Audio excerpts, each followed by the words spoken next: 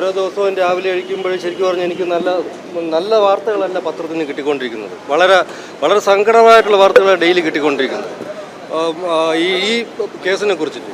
അപ്പോൾ അങ്ങനെ പോയി കഴിഞ്ഞാൽ ഞാൻ ഭയപ്പെടുന്നു, ശരിക്കും പറഞ്ഞാൽ ഭയപ്പെടുന്നു. ഇത് അട്ടിമറിച്ച് പോകും, ഉറപ്പായിട്ട് അട്ടിമറിച്ച് പോകും. അതുകൊണ്ട് ഇന്ന് ആ സസ്പെൻഷൻ്റെ കാര്യവും പിന്നെ അതിന് കേസിൻ്റെ ബാക്കി കാര്യങ്ങളും അതിനെക്കുറിച്ചൊക്കെ സംസാരിക്കണം. അതിനെക്കുറിച്ച് അല്ലെങ്കിൽ എൻ്റെ ആവലാതി പറയണം.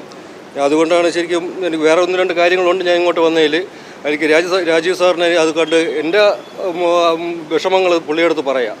ഞാൻ എല്ലാവരും എന്നെ സഹായിക്കുന്നുണ്ട്, ശരിയാണ്. ഞാൻ മുരളീധര സാറിനെ കണ്ടു, പുള്ളിയുടെ ഭാഗത്തുനിന്നും വളരെ പോസിറ്റീവായിട്ടുള്ള ഒരു സഹകരണം എനിക്കുണ്ടാകുന്നത്, വളരെ പോസിറ്റീവായിട്ടുള്ള. അപ്പോൾ എല്ലാവരെയും എപ്പോഴും ചെന്ന് ബുദ്ധിമുട്ടിക്കാനില്ല, അവർക്ക് വേറെ സമയമുണ്ട്. രാജീവ് സാറിനെ കാണുമ്പോൾ ഞാൻ കുറച്ച് ദിവസം കൊണ്ട് ആലോചിച്ചുകൊണ്ടിരിക്കുക, ഞാൻ ട്രൈ ചെയ്തുകൊണ്ടിരിക്കുക, പറ്റുന്നില്ല. ഇന്ന് ഞാൻ കണ്ടു, അദ്ദേഹത്തിനോട് സംസാരിച്ചു. അദ്ദേഹം വളരെ രീതിയിൽ നല്ല പോസിറ്റീവായിട്ട് അദ്ദേഹം പോസിറ്റീവ് എന്ന് പറഞ്ഞാൽ വളരെ രീതിയിൽ ഇങ്ങനെ സഹായിക്കാമെന്നല്ല, ഇതിൽ സഹായമല്ല ഉള്ളത്. ന്യായത്തിൻ്റെ പേരിൽ പുള്ളി എന്നെ ഇതിൽ ഈ കേസിൽ സഹകരിക്കും. അതുകൊണ്ട് വേറെ ഇത് സഹായമോ അല്ലെങ്കിൽ സൗജന്യം ഒന്നുമല്ല, അത് മനസ്സിലാക്കുക. പുള്ളി കേസിൽ സഹകരിക്കും, എനിക്ക് ഉറപ്പുണ്ട്. ഇതിന് പറഞ്ഞ മാതിരി ഇവിടുത്തെ മുഖ്യമന്ത്രി ഒരു ഉറപ്പ് തന്നിരുന്നു, ഉറപ്പ് കൊടുത്തതാണ്. ഈ മാറ്റർ CBI ആണ് ഇൻവെസ്റ്റിഗേറ്റ് ചെയ്യാൻ പോകുന്നത്. ഗവൺമെൻറ് ഓഫ് കേരള ഈ കേസ് CBIക്ക് റെഫർ ചെയ്യുന്നു ഉറപ്പ് കൊടുത്തതാണ്. ഇന്ന് വരെ ആ ഇഷ്യൂ CBIക്ക് എത്തിയിട്ടില്ല. എനിക്ക് കിട്ടിയ ഇൻഫർമേഷന് അത് ഇതുവരെ ഗവൺമെൻറ് ഓഫ് കേരളയിൽ നിന്ന് അങ്ങോട്ട് പോയിട്ടില്ല. അതിൻ്റെ ബാക്ക്ഗ്രൗണ്ടിൽ ഇങ്ങനെ സസ്പെൻഷൻ വിഡ്രോവലിൻ്റെ ഒരു അറ്റംപ്റ്റ് എല്ലാം കാണുമ്പോൾ ഇതൊരു ടാമ്പറിങ് വിത്ത് എവിഡൻസ് മാതിരിയാണ് എനിക്ക് തോന്നുന്നത്. ഞാൻ അങ്ങനെ ഒന്നും അലജ് ചെയ്യല്ല. എന്താണ് ഡിലേ? CBIക്ക് ഇത് കേസ് 24 മണിക്കൂറിൽ റെഫർ ചെയ്യുന്ന ഒരു സാധനമല്ലേ, എന്താണ് ഇതുവരെ പോവാത്തത്?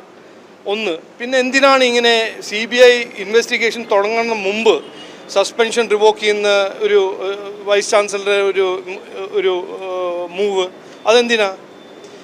മിനിഞ്ഞാന്ന് ഞാൻ ഇവിടെ ഒരു എഡ്യൂക്കേഷനിസ്റ്റിൻ്റെ സമ്മിറ്റിൽ വർത്തമാനം പറയുമ്പോൾ എന്നോട് കുറേ ആൾക്കാർ ചോദിച്ചു, ഇതെന്താണ് നമ്മുടെ നാട്ടിൽ 37% ഡിഗ്രി സീറ്റ്സിലെല്ലാം വേക്കൻസി? ഇതല്ലേ നമ്മളുടെ യൂണിവേഴ്സിറ്റീസും കോളേജസിലെല്ലാം ഒരു സേഫ്റ്റി എന്ന് പറഞ്ഞ ഒരു ഇഷ്യൂ. കുട്ടികൾ പേടിച്ചിട്ട് കുട്ടികൾക്കിപ്പോൾ പേരൻസിനും കുട്ടികളെ കോളേജിൽ അയക്കണ്ട. അപ്പോൾ സിദ്ധാന്തിൻ്റെ മരണവും സിദ്ധാന്തിൻ്റെ ഈ ട്രാജിക് ഡെത്ത് അങ്ങനെ നമുക്ക് മറക്കാൻ പറ്റുന്ന സാധനമല്ല. അതിനെ ഒരു രാഷ്ട്രീയത്തിന് അതിനെ ഒരു ഹൈഡ് ചെയ്തിട്ട് CBIയിൽ റെഫർ ചെയ്യുന്നെന്ന് പറയുന്നു.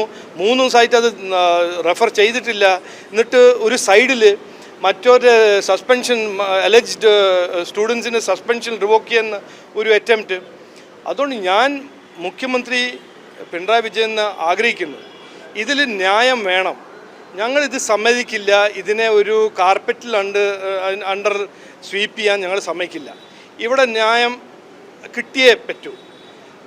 ഒരു കുട്ടി സിദ്ധാന്ത് പഠിക്കുന്നൊരു കുട്ടി, ആ കുട്ടീൻ്റെ മുമ്പ് എത്രയോ ഫ്യൂച്ചർ ഡ്രീംസ് ആൻഡ് വിഷനുള്ളൊരു കുട്ടീനെ, ആ കുട്ടീൻ്റെ ഒരു ട്രാജിക് ഡെത്ത്, ആ ഡെത്തിനെ നമ്മൾ CBI കൂടെ ഇൻവെസ്റ്റിഗേറ്റ് ചെയ്ത് അവരുടെ ഈ ക്രിമിനൽസിനെയും ചെയ്ത ആൾക്കാരെല്ലാം ഒരു അണ്ടർ ലോ അവരെ പണിഷ് ചെയ്യുന്നത് നമ്മുടെ റൂൾ ഓഫ് ലോൻ്റെ ഒരു എക്സ്പെക്റ്റേഷനാണ്. അപ്പോൾ ഞാൻ വേറൊന്നും പറയുന്നില്ല. ഇദ്ദേഹം പറഞ്ഞത് ഭയങ്കര കറക്റ്റാണ്, ശരിയാണ്. ഇങ്ങനെ നമ്മൾ ഈ കേസിനെ ഫുട്ബോൾ ചെയ്യാൻ സമ്മതിക്കില്ല. CBI ഇൻവെസ്റ്റിഗേഷൻ ഉടനെ തുടരണം. അത് സ്റ്റാർട്ടാവണ മുമ്പ് എവിഡൻസോ അതിൻ്റെ പിന്നെ പെർപെട്രേറ്റേഴ്സിൻ്റെ കൂടെ എവിഡൻസ് ടാമ്പറിങ്ങോ അവരെ പിന്നെ സസ്പെൻഷൻ റിവോക്ക് ചെയ്യുമോ അതൊന്നും ചെയ്യാൻ പാടില്ല. CBI ഇൻവെസ്റ്റിഗേഷൻ ചെയ്യാൻ തുടങ്ങട്ടെ, അത് കഴിഞ്ഞിട്ട് നമുക്ക് നോക്കാം.